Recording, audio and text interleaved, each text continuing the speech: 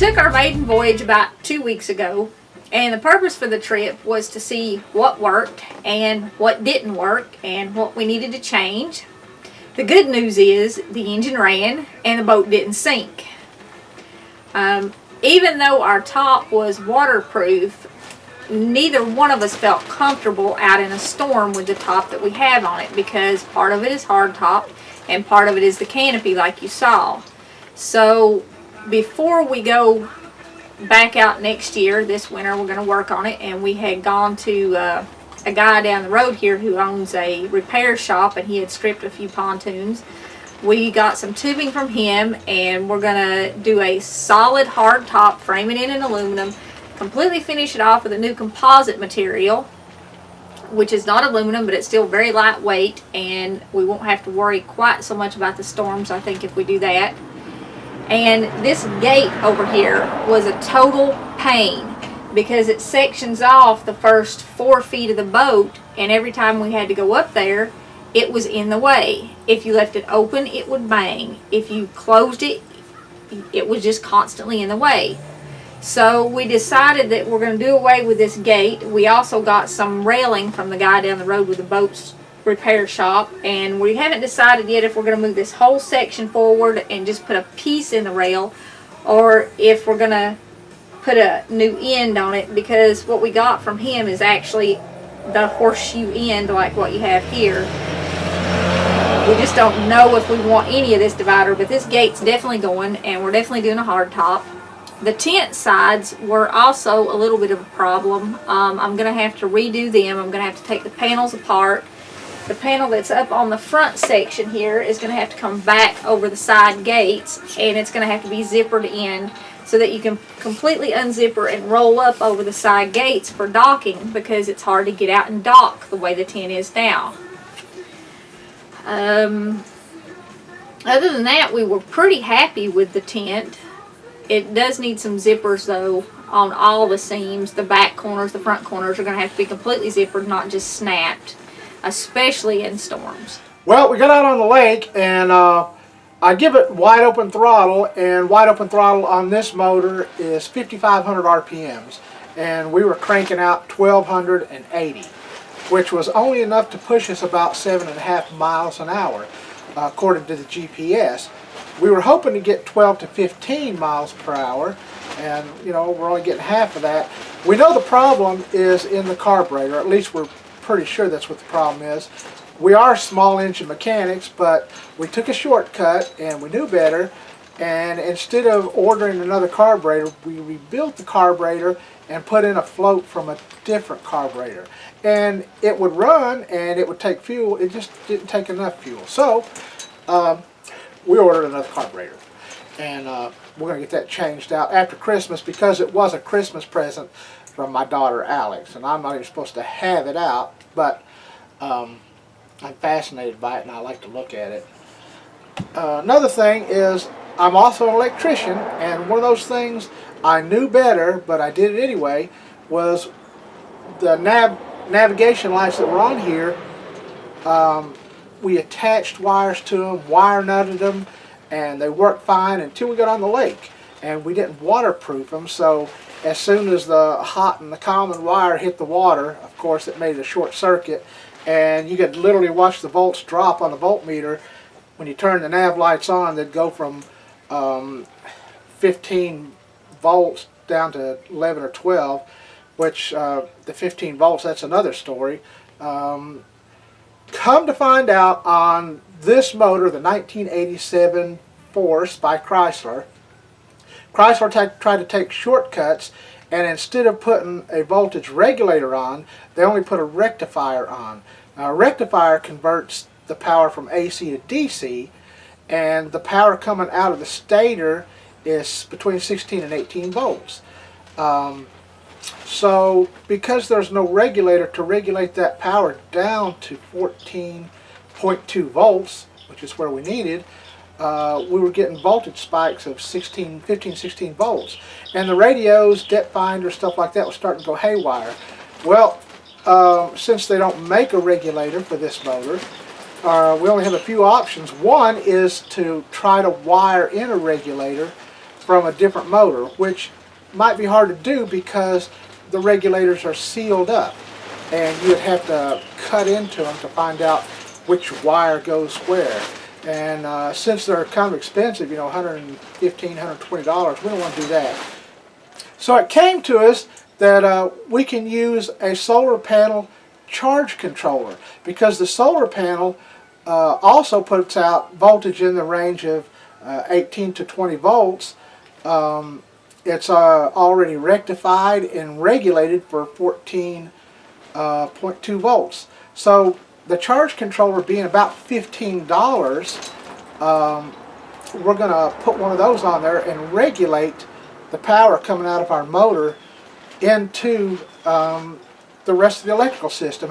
And when we do that, we'll be sure and video that, because I don't know of anybody else that's doing that, or I wasn't able to find anybody on the internet, YouTube or anything doing it. Some more things we're going to do is, it dawned on me while we were out in the midst of a storm, so at some points we did not have cell phone service. And we had a VHF marine radio, which is good, but in a storm it's kind of useless, and if we lost it, then we wouldn't have nothing. So a lot of people put CB radios in their boat, simply because the police are supposed to monitor Channel 9. Now whether they do or not, I don't know. But we're going to stick one in just as a backup means of communication. Okay, some other things that we have to do is we have to get a plow anchor. We left here with only a fluke anchor, and the bottom of Norris Lake is very silty because the current is not strong, and all the mud that's washed down from the rain every spring just kind of sits there in the bottom of the lake, and you can't anchor in it with a fluke anchor. And not only that, we need 2 anchors, especially for storms, so we can tie the boat off. It's called a Bahamian moor, and it keeps your boat from swinging. And we had problems that first night when we were anchored. All night long the boat just went around in circles. Well, that Bahamian moor stops that. When we headed out to the lake, we had 4 dock lines that looked just like this, 100 feet long. If you try to dock a boat with a 100-foot long dock line, you're going to end up with a mess that looks just like this. You can't untangle it enough to even think about throwing it to somebody standing on the dock. You can't untangle it enough to step out onto the dock. The dock line should be no more than 25 feet, and probably one 25-foot one is enough. The rest of them need to be about 10 feet so they don't get tangled up. A 25-foot one so you can toss it's good, but you don't need 100 feet of dock line to dock a boat this size. We bought these giant fenders here for a 17-foot cruiser. When we drop them off the side of this, it's just a joke. They need to be about 3 times this big around, and they have to be long enough to go from the bottom deck of the boat down over the pontoon, because some docks hit your boat at the pontoon and some docks hit your boat at the edge of the deck. These won't even reach from the pontoon to the deck, so we were constantly adjusting them, lowering them up and down depending on where we were docked at, and they didn't really do much. In fact, our horn hit a dock and it broke our horn, and we had to repair it on the lake. Right here is a change I'm going to make. I've got these clamps coming from the charge controller to the battery, and I'm going to hardwire those in. Maybe you can see I've got nylon ties on them because I just couldn't keep a good connection. And instead of getting the 14.2 volts, it would drop down to about 13.5, and it's basically because it's dissimilar metals, and when you have dissimilar metals it creates a charge of its own, and then corrosion sets in really fast and you lose the connection. These charge controllers are more than just an inline regulator. They will completely shunt the power away if there's nothing on when your battery's fully charged, which protects your battery. But they have something else. They have an extra connection down here, and before next year we're going to get us a 12-volt water heater. You can order just the heating element, and it hooks directly into this. You put it in a tank and it heats your water when you have excess power. that way it's not robbed from your radios or any of your other electronics, anything that you may be charging during the day.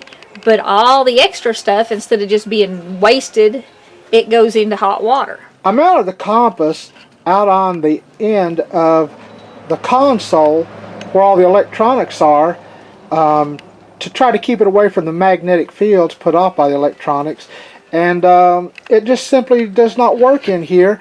And I've tried several different compasses, map compasses and this compass, and no matter where you put a compass in this boat, it just will not read right. It possibly could be because it's an aluminum boat, but I really didn't think that aluminum would affect compasses. So if anybody has an answer out there, maybe if you could leave a comment down the section, it'd really help me out a whole lot on how to mount this compass or where to mount it in this boat. In the first video, you know, we said that we were using these giant Rubbermaid type containers for our seat bottoms because it was great storage, and we did store our food in one, and we had clothes in one and other stuff in one. But this one that's under the table here, we had our extra gas, which was 5 gallons of gas, and we had our generator stored in it. We got gas fumes. So we are going to change that. We're just going to get another 6-gallon stackable can and put it on the back of the boat so that we don't have to carry this 5-gallon can, and then we're going to get a smaller 2.5-gallon jug for emergency fuel, and we're going to put it in on the back of the boat as well and not have it inside here. And we'll still have to have the generator in here because there's not anywhere else we can put it, but we're not going to fill it with gas unless we need it, because we have to get rid of those fumes. It's not safe because gasoline fumes can be easily ignited and it's not healthy. So that was another big problem that we had, was the fumes. Another major repair that we have to do this winter, you can see that the axle on our trailer is bent, and we saw that when we bought the boat. It's not going to be a big deal to fix it. Bret worked in frame shops from the time he was about 12 until he was 40, so it'll be a pretty easy fix. It's not bent bad and it's not going to fall off, but it is rubbing the tire completely bald. It has wires sticking out of it, and we're going to have to replace that tire. I mean, if we travel very far with the boat, we're definitely going to have that fixed before we go. Alright, well, we got the old CB radio hooked up here.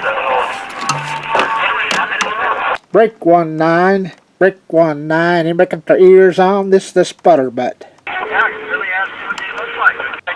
Hello? Overall, it was a medium success. We didn't run into anybody or anything. We didn't run aground. We didn't sink. We didn't catch fire. Most of the stuff that we put on here worked and worked very well. But there were some really stupid mistakes that we do have to correct, and we're going to work on as much of it as we can over the winter months. And there's going to be quite a bit to do in the spring when it warms up, and hopefully be ready by the beginning of summer.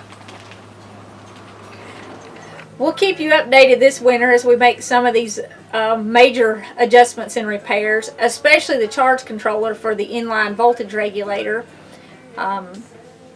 Let you know how it's working. We will test it before we take it out, of course. And I want to say hi to my dad and his wife Susie. They've been watching all these videos. My dad commented that it looked like a big raft because it doesn't move very fast, and it does. So hi guys, see you in the next video.